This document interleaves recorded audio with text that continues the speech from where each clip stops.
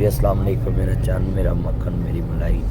आज हम चीचा वतनी ताज महल होटल में अपने प्यारे दोस्त मज़रमीन चौहान साहब की बेटी की शादी में शामिल हुए, रात का इस्तकबाल किया और अल्लाह मेरे प्यारे चांद जैसे भाई मज़रमीन चौहान साहब की बेटी के नसीब अच्छे करे। दुल्हा और दुल्हन के आपस में सलूक इत्तेफाक में बरकत फरमाए और अल्लाह दोनों ख़ानदानों के दिलों में एक दूसरे की मोहब्बत पैदा करे। मेरा चांद मेरा मक्खन मेरी मलाई। जितने चांद शादी ते आए ने अल्लाह सारे दानों कबूल फरमाए और तियां दियां मर्शाना तियां होंदियां ने दौलतां बगानियां में साडा केड़ा जोर बाबला। जदों चढ़न थियां नू जवानियां ते मापे देंदे तोर बाबला। वाह दुनिया दिया सोने रब्बा एक ही खेड रचाई ओ।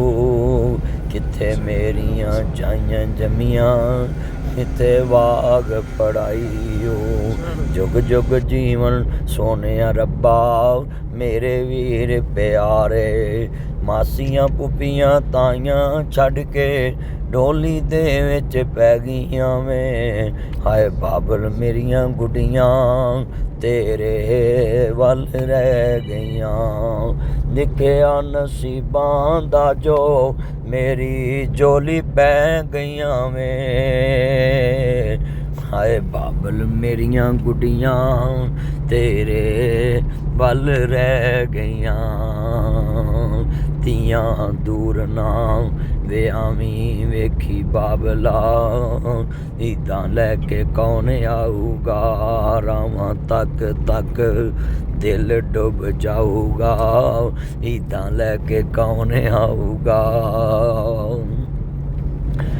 भाबियां कदी नी मावां बनियां मावां ही मावां होंदियां ने। मापियां दे घर तियां दे लई कदों कोई थावां होंदियां ने। मां मरी ते रिश्ते मुक गए खेड सी मां देयां सावां नाल। तेरा घर मां चंगा लगदा तेरे सोने सावां नाल। ओहो वेड़ा ते ओहो वीरे शिकवे नहीं भरावां नाल। सौरा घर मैनू चंगा लगदा मैं पुत्तां वाली हो गईयां। कोई दुख नहीं अम्मा मैनू मैं सुखां वाली हो गईयां।